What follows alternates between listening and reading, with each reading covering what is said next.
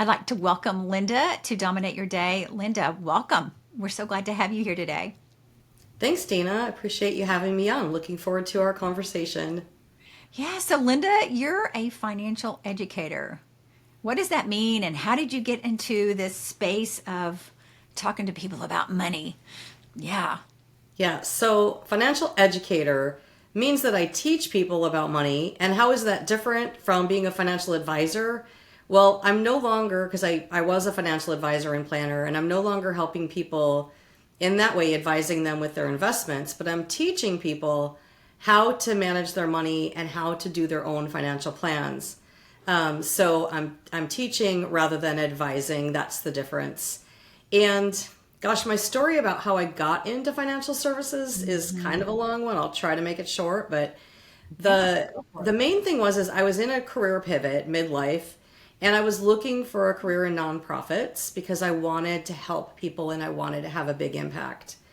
And so I was, in a job search and going through these ridiculously long interview processes with board members and CEOs and all this stuff. And in the meantime, I signed up for a course called the Chartered Advisor in Philanthropy through the American College of Financial Services. Now that's like a mouthful of a thing, but Mhm. that is what flipped me into financial services because once I put that I was in that course or getting that credential on my LinkedIn profile, I started getting calls from all kinds of recruiters from financial services companies saying like, "Hey, do you want to come work in financial services?" And so I just started having conversations because I love having conversations and getting to know people and networking. And I was like, right now I'm looking for my next opportunity. There's no harm in having conversations. So I had all these different conversations, and finally I was like, this actually makes sense. I can help people by being a financial advisor. Like I can help people with their money. Why wouldn't I do this? This is going to be a great impact. So I started my career in financial services and had a successful career, grew a successful career over about 6 years. And at that point, I had an unexpected pivot where I left something that wasn't serving me and was like, okay, what do I do now? And the more I was looking at reopen, I had owned my own company in financial services before, and I was looking at doing that again. It was like nothing just seemed like it was the right fit. So Mhm. as I started to think about it, and I was like, what is wrong? Why am I not finding the right fit? And I think the biggest thing was that I felt like I wanted to help people who were once like me. Like when I was, Mhm. in my late 40s and got divorced, and I didn't have anything to take to a financial planner. I didn't feel like I deserved one. I didn't feel like there was anything that they could really do for me. I mean, I did go to one, but did they really do a lot for me? No, because I didn't have the assets or the stuff they were going to make money off of.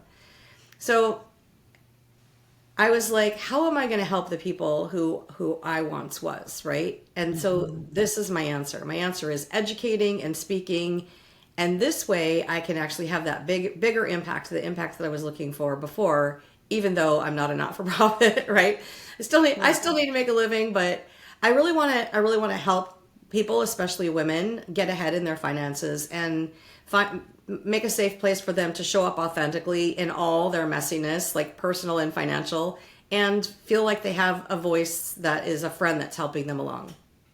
So one of the things that I heard you say, and I was looking at your strengths, you've got achiever, which achiever is kind of like catalyst for action. Let's just go and make things happen. You've also got that arranger, which is looking at ways to be resourceful. And then woo, which is winning others over, which is great, your connection point, your relationship talent. And then focus, which is we've got to be purposeful. What can we do that's driven and that's concentrated and focused?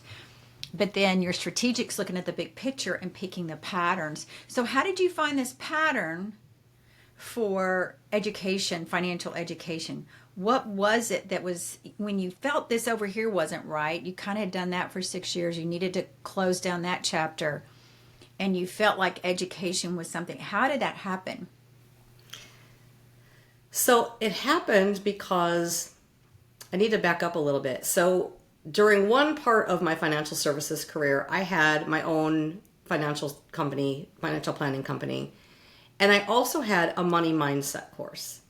So I Ah, had started the money mindset course because in working with clients through financial planning, I became so intrigued with the psychology behind it and the mhm. mindset behind it because the internal blocks that people have that are either stories that other people told them or stories they're telling themselves, right? Mhm.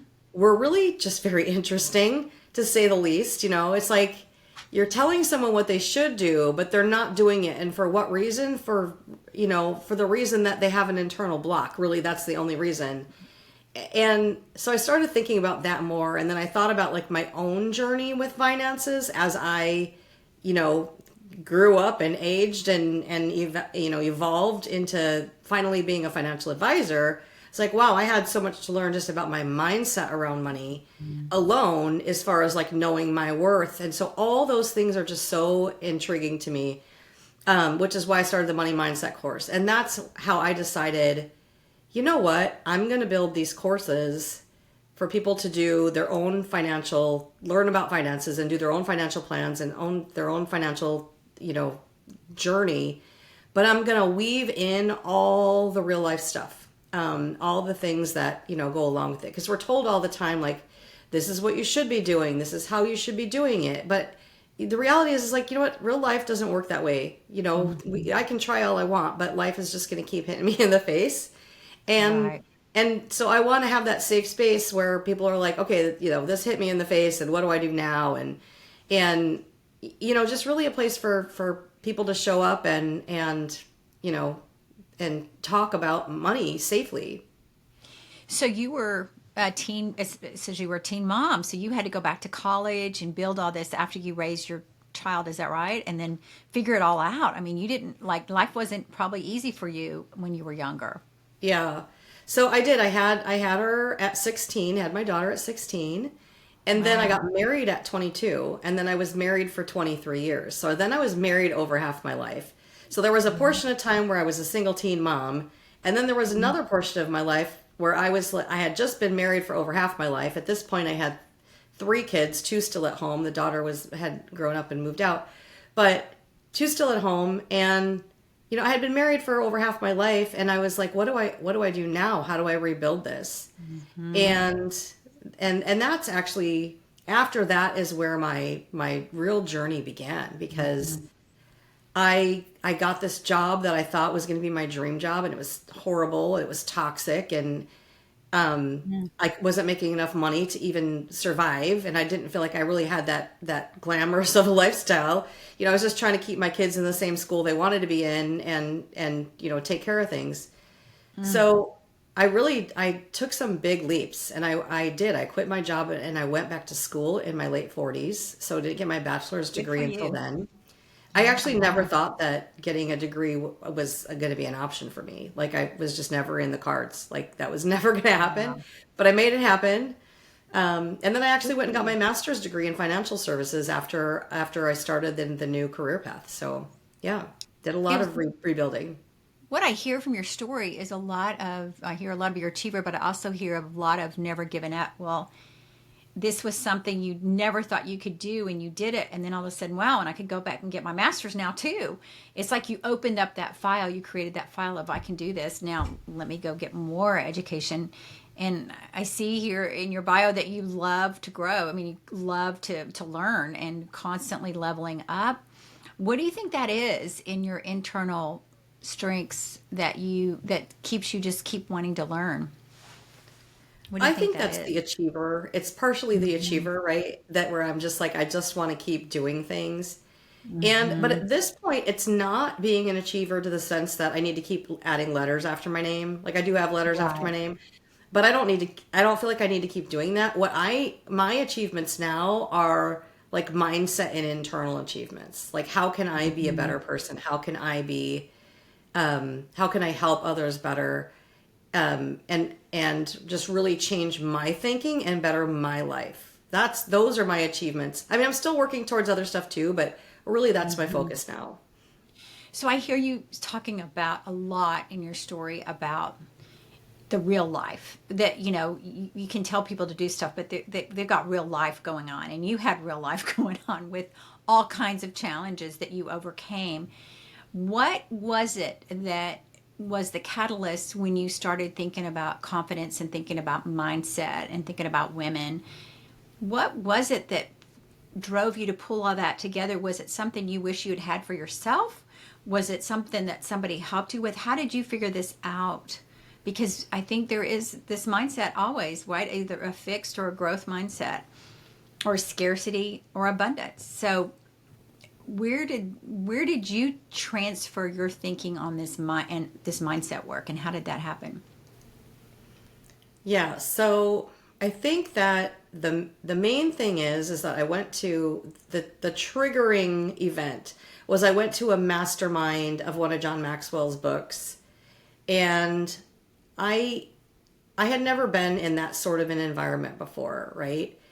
And in that room with other people talking about these laws of leadership, right? I realized that was the light bulb moment where I was like, Yeah. I need to start working on me internally, understanding myself better, but I also need to work at understanding people better, like other people. Like, why are people doing the things that they do the way they do? It's about personality, but it's also about like their mindset and their own growth journey and things like that. It just really flipped a switch for me in thinking differently. And then I started just reading books, right? I started reading, like, you can see some of them in the background here. Yeah, I Some do. of my favorites were classics, like Hmm. Think and Grow Rich and The Tipping Hmm. Point, and just classic books that are timeless that I don't feel like will Hmm. ever go out of style because they still have that powerful message. And so, being someone who grew up without mentors, books became my mentors, and they really were what Hmm. helped shape me and what helped me learn about mindset and looking inside and understanding yourself. And I hate to keep using the word mindset because there's so much more to it than that. But until Hmm. you've really embarked on a personal growth journey, I don't think you really understand like what introspection you get by really looking inside your own head. Well, and that's what we talk a lot about here is the internal revolution. And it's when you go through something and you have one of those light bulb, you have a downturn or something happens, and then you have that light bulb moment, and then things start changing for you. So I love the fact that you the book. So what was your favorite book that really kind of, was it Think and Grow Rich? Was it, which was the one that kind of you went, wow, this is, you just kind of dog eared it and constantly like were in it, and just, it was like a mainstay for you. I think and Grow Rich is because Yeah. I feel like I've read it a couple of times and I feel like I could keep reading it and get something different or even just get the motivation from Mhm. it over and over again. And then one other book, not necessarily the whole book, but the key concept in Stephen Covey's for the four quadrants rule, which is in his 7 habits of whatever it is, Mhm. highly effective something. But that concept is huge, and I refer to that a lot when I was working with financial planning clients because financial planning is one of those things that's important and urgent, right? So, or Mhm. important and not urgent. Like you keep pushing it Right. off, and you don't want it to get urgent. So I Right. use that four quadrants analogy a lot in planning and in talking about money, right? Because if you're familiar, are you familiar with that? I can Why explain don't it a you little tell bit. the audience, yeah, that would help, yeah, what the Yeah. four quadrants So are.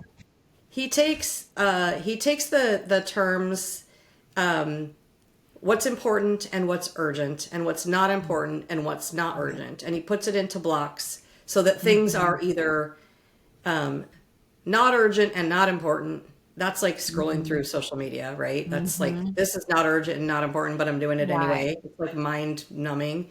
That's in whatever quadrant that is, and you don't want to be there. And then Right. there's like important and urgent, and those are the things that are on fire, right? So they're super Mhm. important. They're important and urgent, and they're on fire, and so you're just constantly Mhm. putting fires out. And so those are the two places you don't want to be. The place you want to be is working on things that are important, but that Mhm. aren't urgent. And a lot of times those are the things we put last, when really they should be what we should put first. For instance, money It's not important and it's not urgent until it is. And if you don't work on it and you don't pay attention to it, then it's going to end up going into the urgent part, right? That's the same with your health or self-care, right? Right. It's important, but it's not urgent. And so you have to be mindful and be intentional about both your personal health and your financial health. And if you're not, then it goes into the urgent and the part you don't want to be, right? So that's the Exactly. idea. Yeah, and I think I've seen that for business too, where you put, what are you spending your time on? What's getting you the most ROI? Yeah. And then you kind of do that four box. I think what you and I talked about in the green room that I think is important to bring up here is the five areas of well-being, and that financial is one of those five areas. It's knowing where your money is, that you've got a handle on it. You could understand where you are at any moment of any day, just like physical, putting what you put in your body, what you're doing with your body, your social, how are your relationships, and then your purpose, what you're doing every day. And then the last one is community, what you're doing to serve. And one of those go off, it can cause your net thriving to go down. And so financial seems to be the one that people don't want to talk about.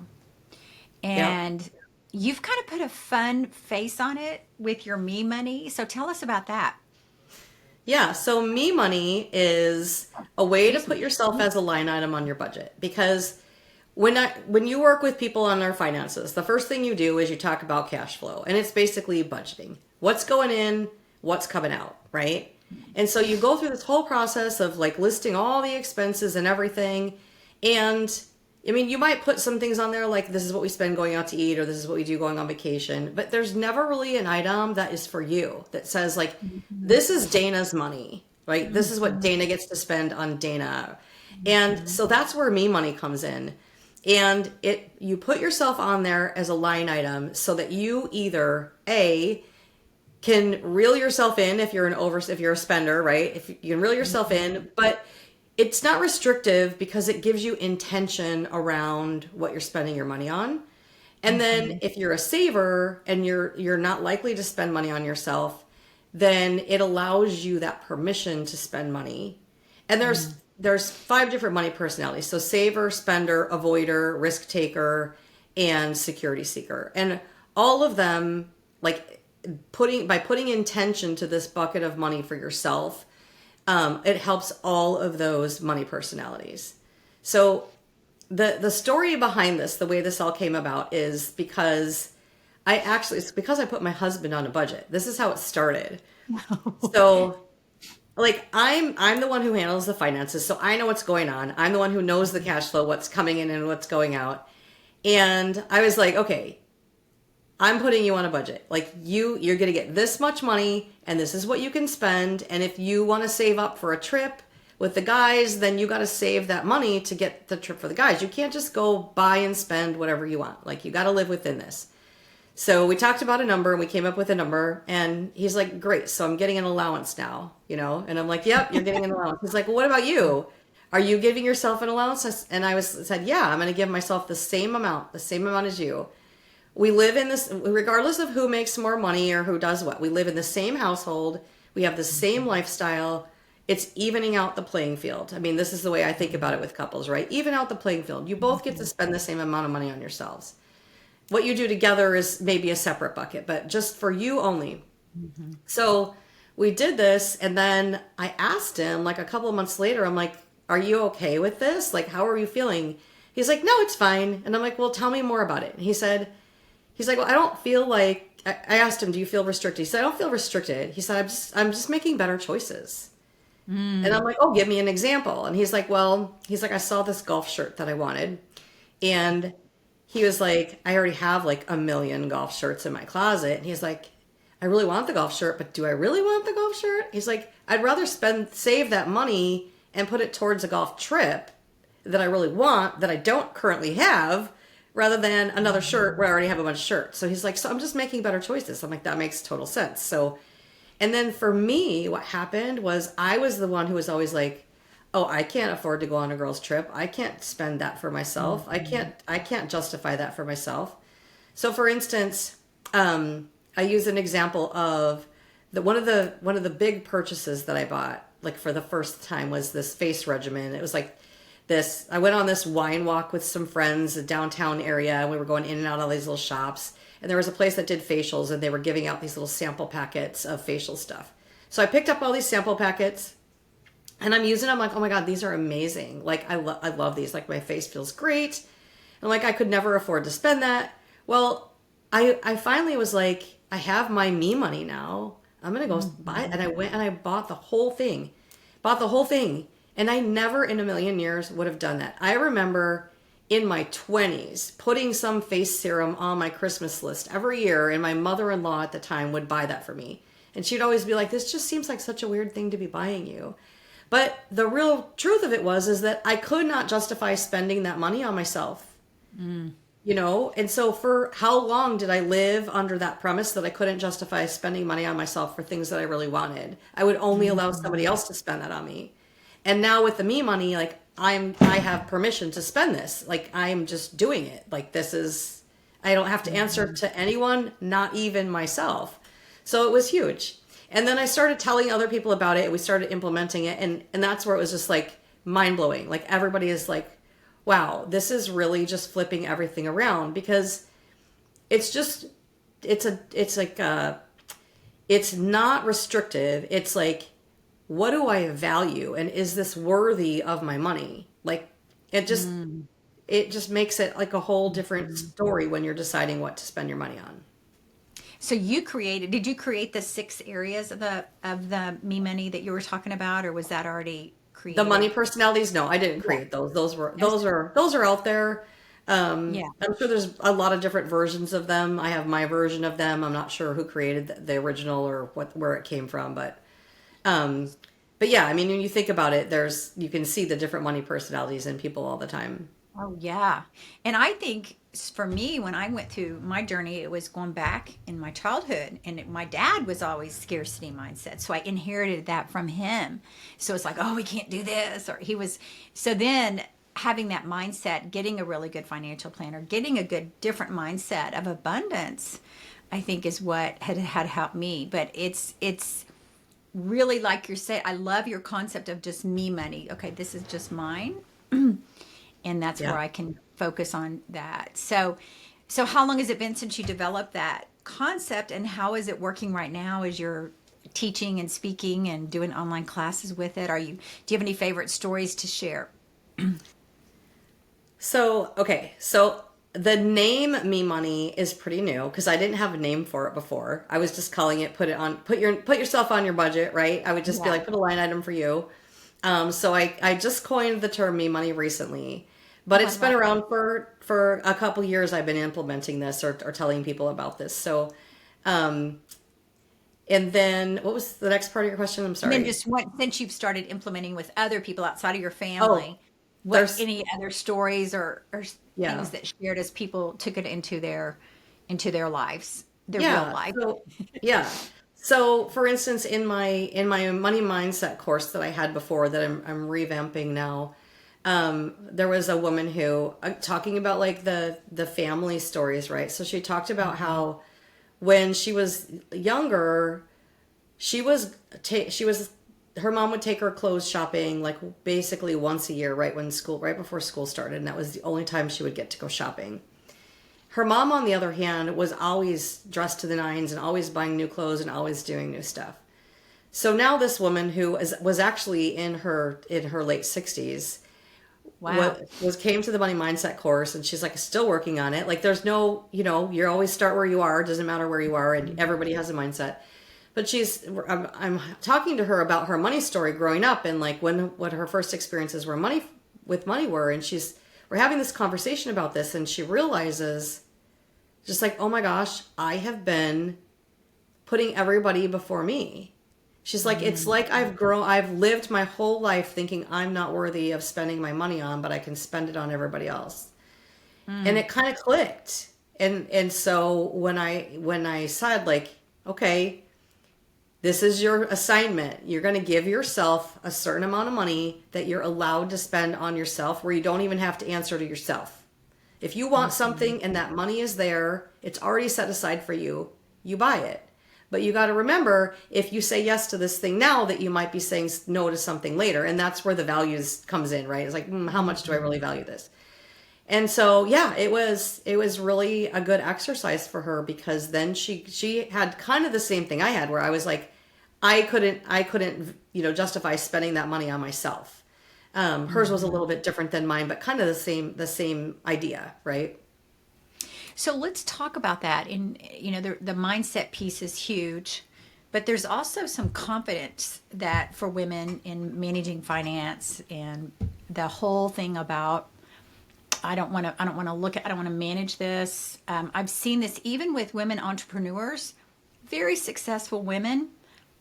The ones that are we did some research a couple years ago with some other female founders, and we found that the women that were just on the brink of 100, six figures, were just had as much confidence as the women on the brink of a million. And it's just a confidence thing and it's like, how do you break through that? And how do you coach these women to break through that they can do that? They can make more money. They can design the life they want. Is it with the money, kind of the me money? Is it where have you found that works to help build that confidence with them? I think it's both. I think it's both the numbers and the mindset, right? You have to understand them both. And if you're not working on both of them, I don't feel like you're going to get that much traction. You have to have the two things at the same time. Like one of the women in my money mindset course said, she said, I have this big number. That's my number that I want to hit. And she says, everybody says I'm crazy and nobody believes me. Mm-hmm. And I said, do you believe it? And she said, yeah, I believe it. I said, you 100% believe that you can make that amount of money? And she said, yes. And I said, then you can. Yeah, absolutely. If you believe it and you're willing to put in the work and do the things and manifest that and put that energy out into the world, it will happen. And you did the work. You went out there, you did the work. You got the classes, you got the degrees, you saw success, you found what you wanted, what you didn't want.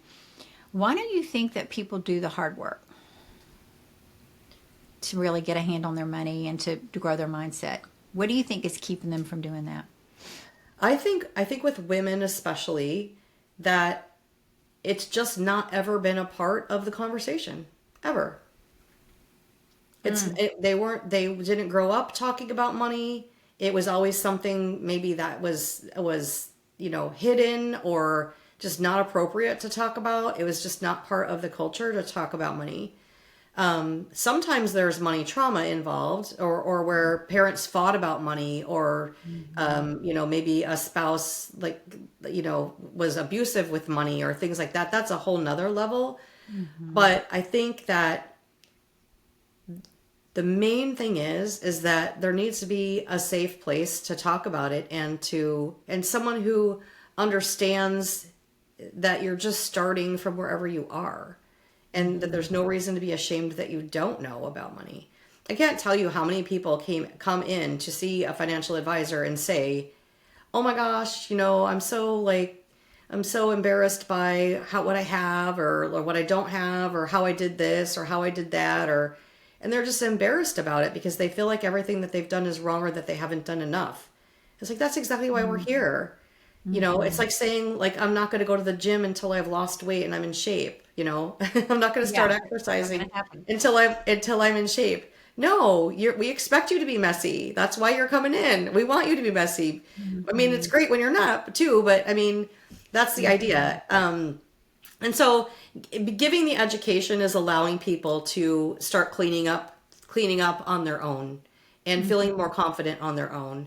And they may eventually go off and work with a financial planner or a financial advisor, and that's totally fine. But at least they'll be educated and be able to understand and ask better questions. So when you think about the work you're creating and what you're putting out and the impact you're making right now with these women in your courses, what are the three things you want them to take away once they've taken one of your courses? What are the things that you say, once I finish Me Money course, or once I finish one of these courses, what is it that you really hope by developing all this that you've helped make an impact with women on? Mainly, I want them to feel confident with money. I want them to understand money. So confidence and empowerment, right? Empowered. Mm-hmm. Now they have the ability to make better decisions. Confidence, they know that they can make better decisions, right? Those are the two main things. And then I would say the third thing is just just the idea that they're not alone, and all the crap that they feel about Mm-hmm. money, all the things that they Mm-hmm. feel are real, and that everybody else is Mm-hmm. feeling them too. They're not alone. So there's no reason Yeah. to hide it or feel ashamed about it. It's a part of life. That's great. And that's encouraging. And that's like, hey, this is a safe space. Come and figure out what's going on with your mindset about money, figure out some tools you can use to help manage your money, and then figure out a way that you can do it on a daily basis. It's not going to be a one and done, right? It's going to be ongoing that you're doing. So, love the work you're doing. Love that you're really focused on women and really serving, who you once were, Linda. Is there anything as we get ready to close out that you haven't gotten to share with the audience that you want to make sure you share with them before we close down? Any resources or tools, anything that you would like to share so that they have a place to go after they hear this message? Sure. So I do have on my website, which is lindagriz.com, LINDAGRIZ.com. Then you go to the resources page, Mm-hmm. and on there's a whole bunch of downloads, but there's two quizzes, and I'm mentioning them both because we talked about them both here. And one is what's blocking your financial confidence, Mm-hmm. and the other one is what's your money personality. I love So that. both of those are great, and they give you a little, they tell you where you mostly lie, although you can be in more than one. But I'll tell you where you mostly lie, and just give you a few little quick tips on, what you can do to work with your confidence and your personality. And there's no wrong answer, right? Your Yeah. money personality is your money personality, and there is no wrong answer. It doesn't matter who you are or what you are. There's a way for you to work with that and stop working against it. And I love that. Stop working against it. Work with it. That's great. Great advice. Well, thank you so much, Linda. Thank you for being here today and sharing your wisdom with us. And we look forward to hearing about all the lives that you're changing through your work and through your Me Money project and all that. So thank you. Thank you. I really appreciate the opportunity to talk to you.